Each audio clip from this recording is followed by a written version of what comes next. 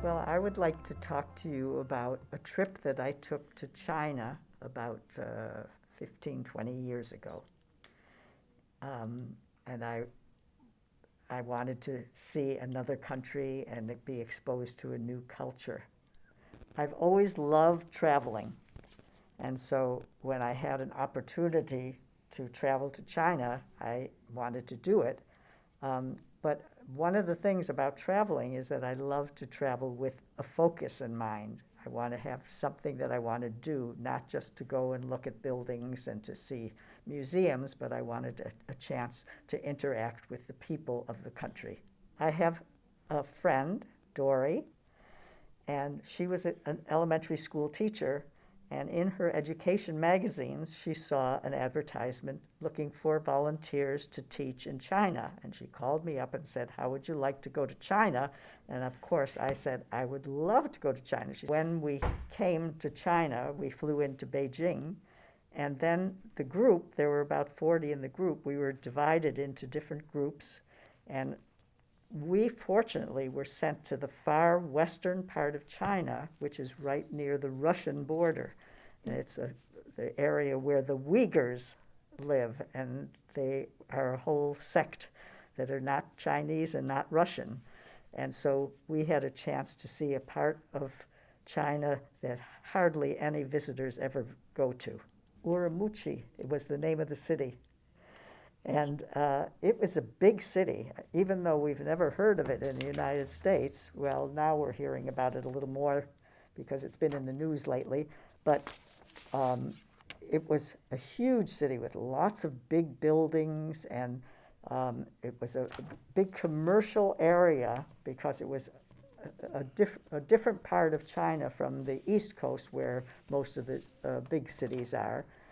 And it was quite beautiful, and in the center of the city, they would have these big parks with big cement gathering places where every night all the people would come out and spend time with their families, and there was music, and they would have people line dancing. There might be 100 people dancing at one time. I think it was 4 weeks altogether, but 1 week we were able to travel and see part of the country. But during the 3 weeks, we were in the classroom. We were all assigned to different age groups. Now, my friend, Dory, was with kindergarten, first grade class, and I was with a fifth grade class.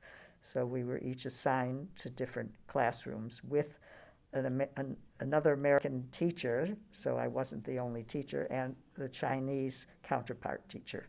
The classrooms it was quite a nice school, and the students were very much like American students. And of course, the food was wonderful in Chinese food. And at the place where we stayed, at the school, they would serve us our meals there, and we had such a variety of Chinese food.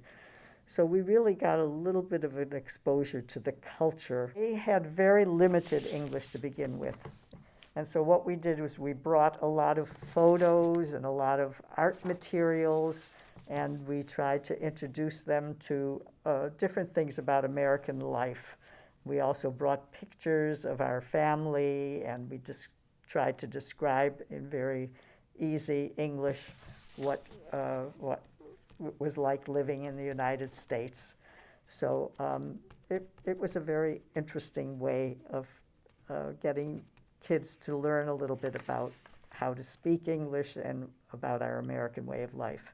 So this was important to me because, number one, it was in a very unique place where there aren't very many tourists. So I felt as though we were special, and that all the students had a chance to find out a little bit about our culture while we found out about their culture. So for that, I think having to meet with people and to be with the people who live in a country is a very wonderful way of getting to know a country.